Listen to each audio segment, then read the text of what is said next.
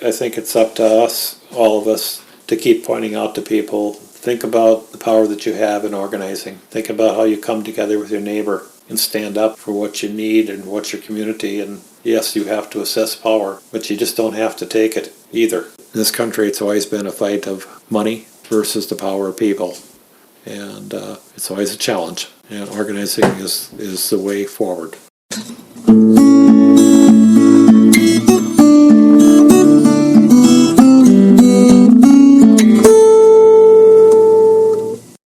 Welcome to the 333rd installment of Ear to the Ground, the Land Stewardship Project's podcast on family farming, regenerative agriculture, community food systems, and local democracy. I'm Brian DeVore, editor of the Land Stewardship Letter. From the day it was launched over 4 decades ago, LSP has used grassroots organizing to work for positive change in rural communities and on the land. This has taken the form of community meetings in church basements and citizen actions that confront corporate power, as well as lots of conversations in farm fields and around kitchen tables. One example of how such organizing can have far-reaching impacts is the pork checkoff campaign LSP was involved in almost a quarter century ago. In the late 1990s, it had become clear that the National Pork Producers Council was using the checkoff money it collects from every hog sold in the country to promote the kind of industry that does not represent the interests of small and medium-sized hog farmers. As prices paid to farmers plummeted, Pork Producers Council officials promoted the idea that the only way to survive was to expand and quote-unquote grab market share. In effect, hog farmers were fueling their own demise by paying into a system that was promoting the industrialized, consolidated, factory farm model of pork production. And to top it off, the large CAFOs that were spawned by this system pollute air and water in rural communities and destroy local economies. LSP members who raised pigs approached the organization about developing a campaign to put the future of the checkoff up for a nationwide vote among farmers. In response, Mark Schultz, who was then LSP's policy director, worked with organizers like Paul Sobocinski, Bobby King, and Mike McMahon to develop a petition drive and organizing campaign involving Minnesota hog farmers. This initiative was part of a national campaign coordinated by the multi-state Campaign for Family Farms and the Environment. The campaign was a major success. After an energetic petition drive, in 2001 farmers across the country voted to end the mandatory pork checkoff.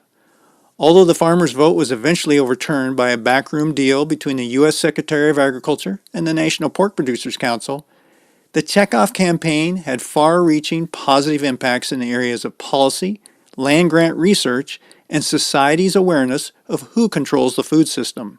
For example, the nationally recognized research on sustainable livestock production systems taking place at the University of Minnesota's West Central Research and Outreach Center has its roots in the checkoff campaign. In addition, as a result of the organizing that took place during the campaign, LSP farmer members found their voices were being heard as far away as the halls of Congress. One result was the Conservation Stewardship Program, a precedent-setting farm bill initiative that was the brainchild of LSP members and which has had significant impact on agricultural conservation over the years. Paul Sobocinski was deeply involved in the anti-checkoff campaign, both as an LSP member and staff organizer. Paul had a personal stake in the issue. He's been farming in southwestern Minnesota's Redwood County since 1976. He's also a veteran hog producer, raising pork most recently for Nyman Ranch, which focuses on humane, sustainable production systems. During the campaign, Paul traveled the Midwest meeting with farmers and policymakers. He also hosted phone banks out of his home near Wabasso and did media interviews. Paul even debated Pork Producers Council officials on the radio and, along with other hog farmers from throughout the Midwest, confronted them at their headquarters in Des Moines, Iowa. I worked with Paul, other LSP organizers, and farmer members during the checkoff campaign. What always struck me was how, even with the odds stacked against LSP and other groups that were part of the Campaign for Family Farms and the Environment, Paul never lost hope and always believed in the transformative power of organizing. He maintains that his belief in the power of people to come together and create change comes from the fact that his father had done organizing for the National Farmers Organization. Paul himself did a lot of organizing during the 1980s farm crisis, And his deep Catholic faith and work with LSP pioneers like Mark Schultz and Sister Mary Tacheny has also been a big influence on him. After serving as an LSP organizer for several years, Paul is now working with a Minnesota Farmers Union initiative that's trying to get more local meat processing established in the state. I recently stopped by the farm Paul owns and operates with his wife, Candy, and talked to him about the Pork Checkoff campaign and its long-term impacts. We also chatted about the power of organizing and why, despite all the turmoil in agriculture and rural communities he's witnessed over the years, Paul still sees a positive future for the family farm. Let's talk about the Pork Checkoff. Why, of all things, so we came out of the farm crisis. You were very much involved with the farm crisis, and LSP had been working on stewardship issues, conservation, soil conservation issues, land access issues, that type of thing. But in the 1990s, we got very much involved with the Pork Checkoff campaign. Can you give us a little background? Why, of all things, why was that seen as a real, and we put a lot of energy into it, and a lot of hours and miles and effort. Why the Pork Checkoff? Well, the Pork Checkoff really came out of the awareness that there was an attack being done on family farms and family farm livestock in Minnesota. We saw that when we created the Factory Farm Awareness Campaign in the Land Stewardship Project, about the awareness that these kinds of operations would have a significant effect upon stewardship of the land. And take away the independence control that farmers had over making the independent decisions on the livestock and that they raise on their farms.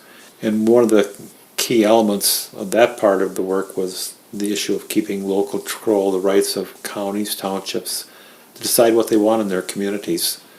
And as we worked on that, we realized that Minnesota couldn't be an island unto itself. And at the time, the person I worked with, Mark Schultz, helped devise the idea of creating a campaign for family farms, of connecting with other states, with Iowa, Missouri, rural crisis, for example, were key leaders, and that connection was developed. And as a result of doing that and seeing the real pressure in the hog industry, we thought we had to have a fight back, and that's how the Pork Checkoff piece was built.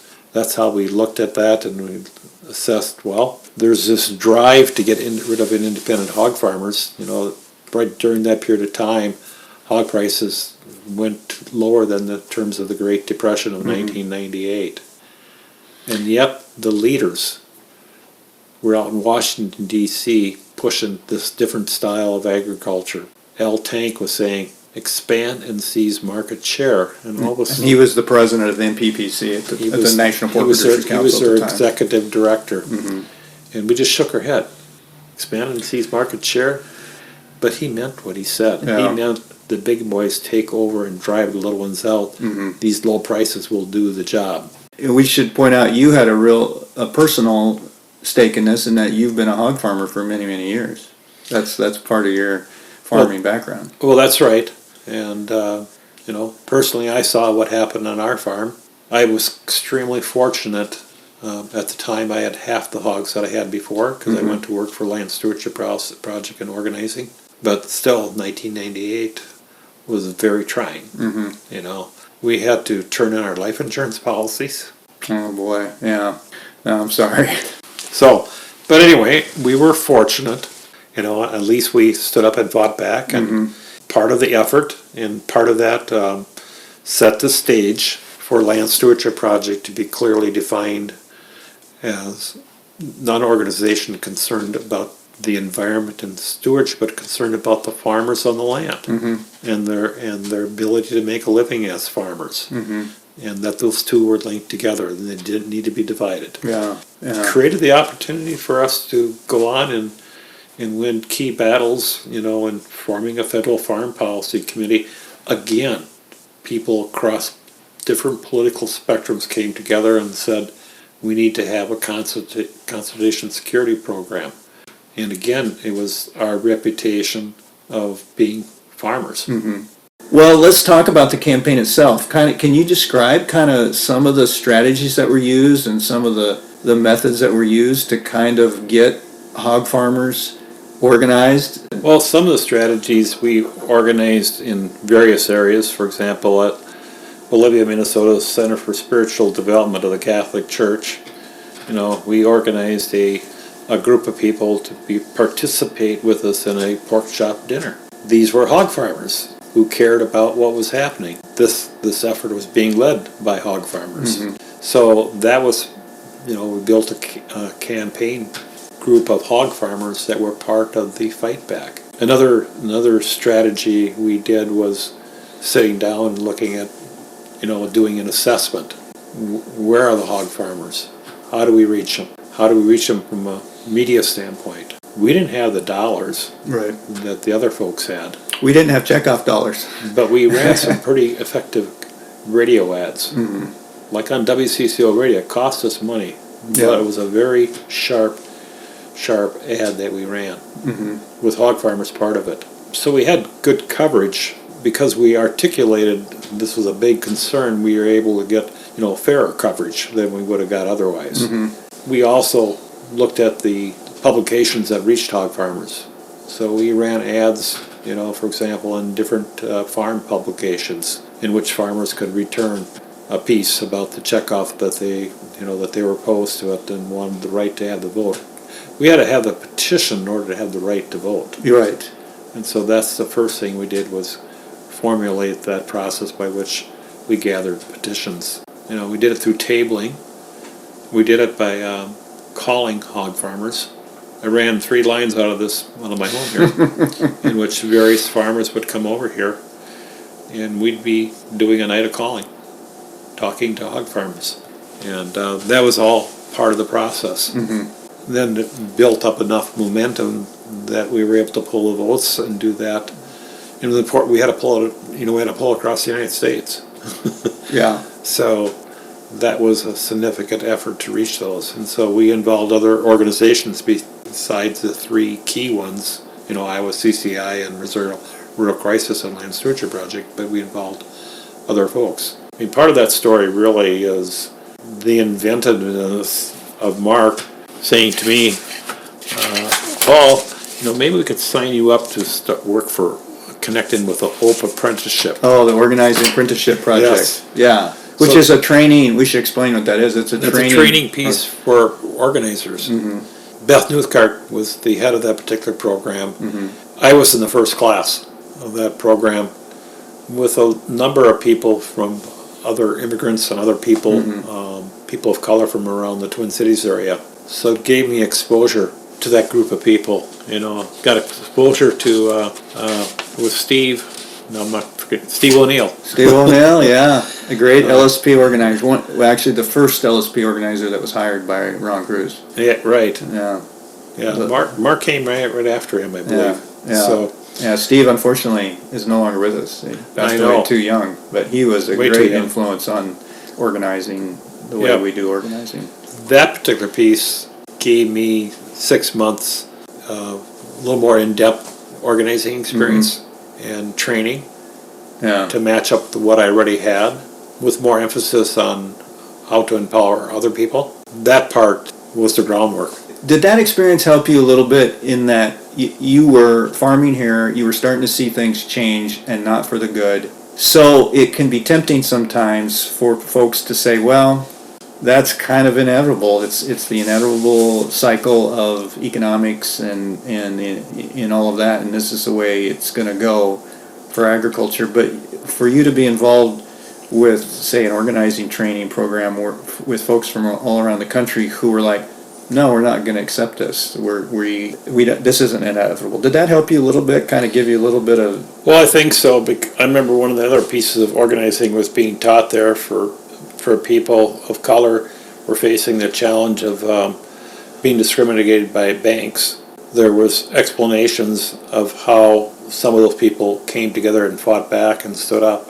I think that's always emphasized to me was 2 kinds of power: the power of money and the power of people. And the power of people can win when organized against money. But you have to do an assessment. You have to figure out what you're going after. You have to have a number of goals, and be together and support each other together, and that type of piece. And I think that's that piece, and the opportunity to get acquainted more in LSP, helped broaden me.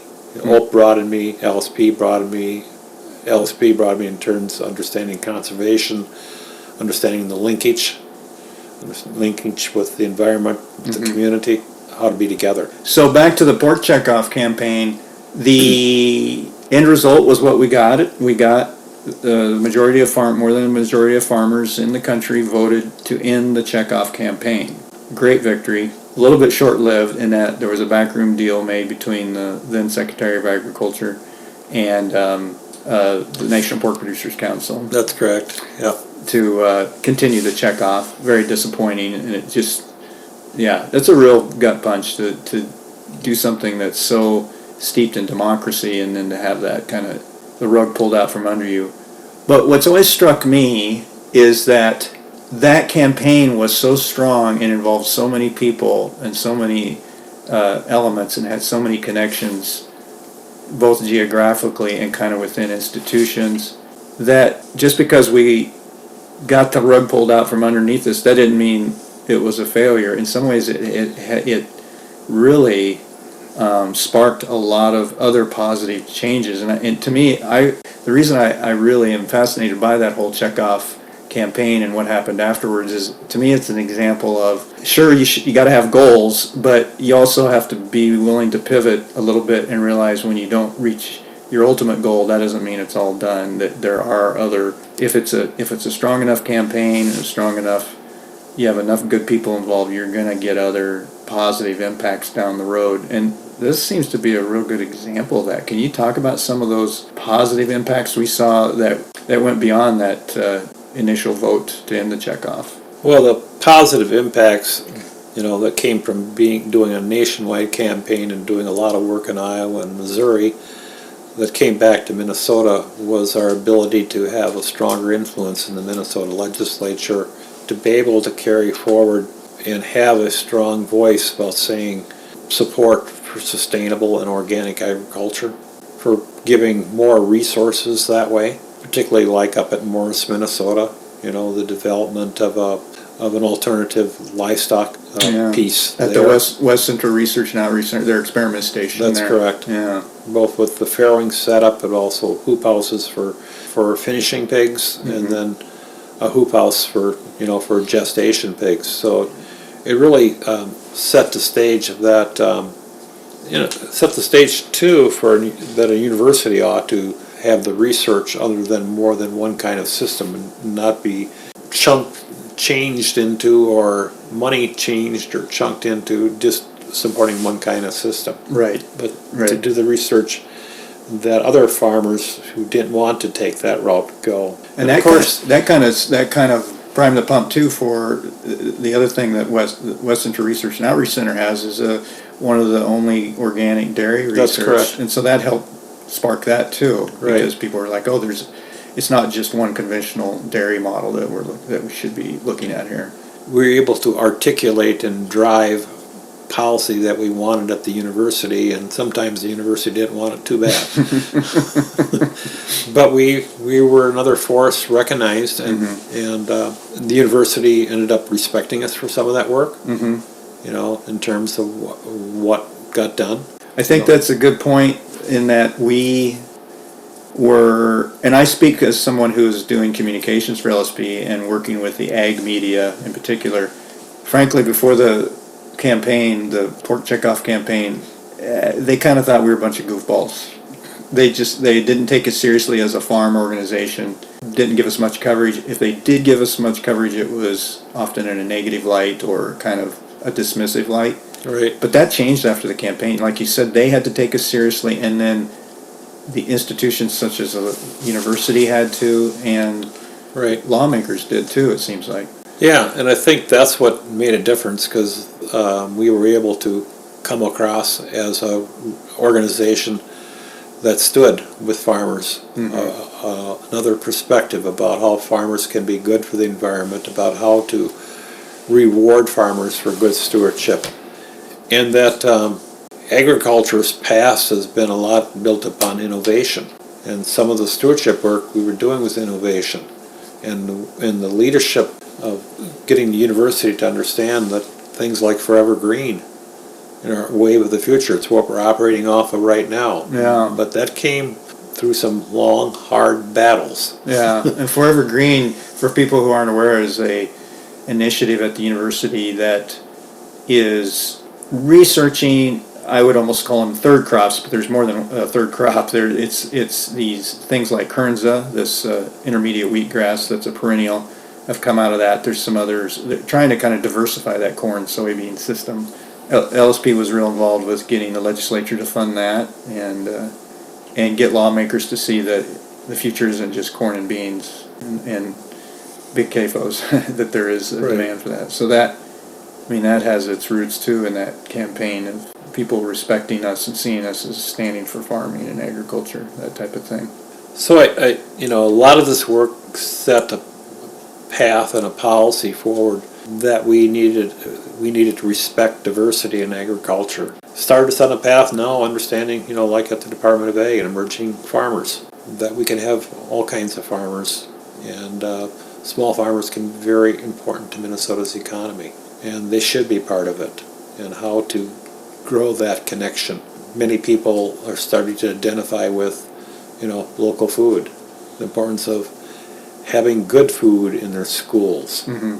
is an important piece. I think that's been built as a result of a lot of hard work that the Land Stewardship Project has set in place. Farmers belong to different commodity organizations, and they do good work in their own way. But I guess trying to highlight that these commodity organizations, again, don't represent all farmers and don't represent kind of agriculture in a big picture way, that they represent their particular commodity, which is all well and good, but we have to step back sometimes and look at the big picture. Well, is this good for the rural community? Is it good for the food system? Is it good for the environment? Something that maybe commodity groups, when they get too narrowly focused, it's kind of hard for them to do a little bit. Is that right? Well, I think that's right. I think it's also right now that a lot of farmers are asking the question, what's our share of the food dollar? Mm-hmm.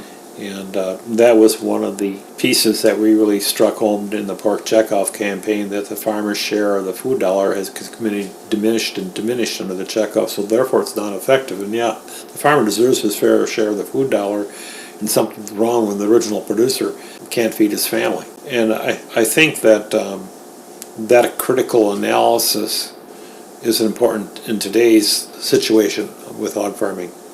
Right now, today, the last 2 years, the average hog farmer in Minnesota, under this large concentrated system, has lost an average of $25 per head. The former apologist for the pork producers was saying this is as bad as 1998. What they caused was consolidation, and those people who are part of that making less. Mm-hmm. So it points again that farmers need to think about that, stand up and build a different system. What's happened here now in the last couple of years with COVID, many people are finally acknowledging we should not have all our eggs in one basket. Mm-hmm. and have a more diverse meat processing system. It's a tough uphill battle, but it's one that's being acknowledged. The powers that be in the pork industry were saying, well, the way to deal with this is to grab market share. And I remember back when the hog industry was really consolidating at a record pace, hog farmers were saying, well, at least we're not the chicken industry.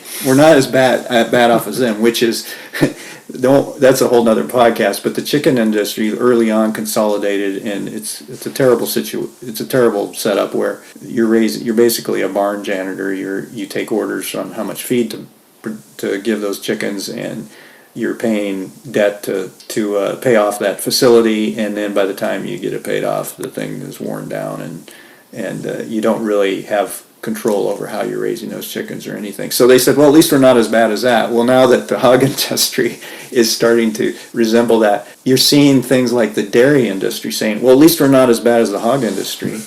But I'm seeing certain powerful interests in the dairy industry, we're involved with a couple of big fights with big CAFO dairies trying to take over in communities.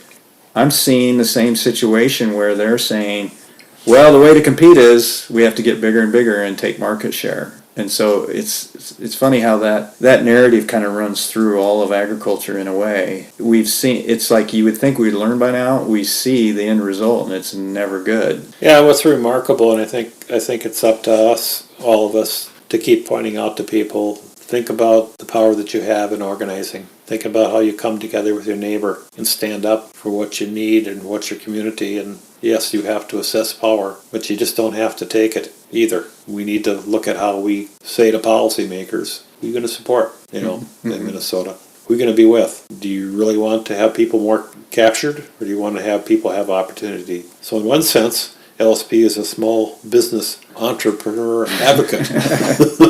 Yes, yeah, I like that. Well, and we've certainly seen that through Farm Beginnings and all the folks that have gone through that. You've been involved, you were very involved with the farm crisis and foreclosure protests, penny auctions, all of that stuff back in the 80s. You've come through some really hard times yourself, but you've also worked with other farmers who've come through hard times. Here we are in 2024. Just in general, how do you feel about the future of agriculture? We've been on the verge of people saying, that's it for the family farm, we're done, it's done. But kind of sticks in there, I don't know. But how do you feel right now? Well, I don't think the family farm is done. It's always been under challenge. And I think there's a sense, particularly in the immigrant population and others, the desire for entrepreneurship. I think there's a frustration by many people that the way agriculture is devised, that farmers don't have much voice. But voices have been won in the past by people organizing and standing together and working together,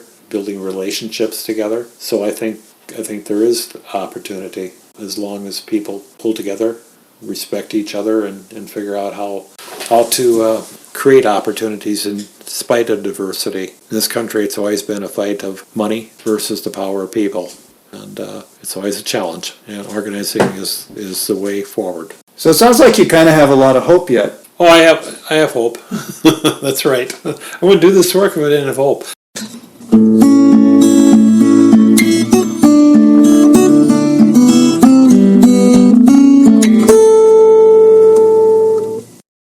The Land Stewardship Project's involvement with the Port Checkoff campaign is described in the book Making Change from the Ground Up, 40 Stories for 40 Years of Land Stewardship Project. For details on the book, as well as more on LSP's history and our policy work, see the podcast page for Ear to the Ground episode 333 at landstewardshipproject.org. If you have comments or suggestions about this podcast, contact Brian DeVore at bdevore at landstewardshipproject.org, or you can call 612-816-9342.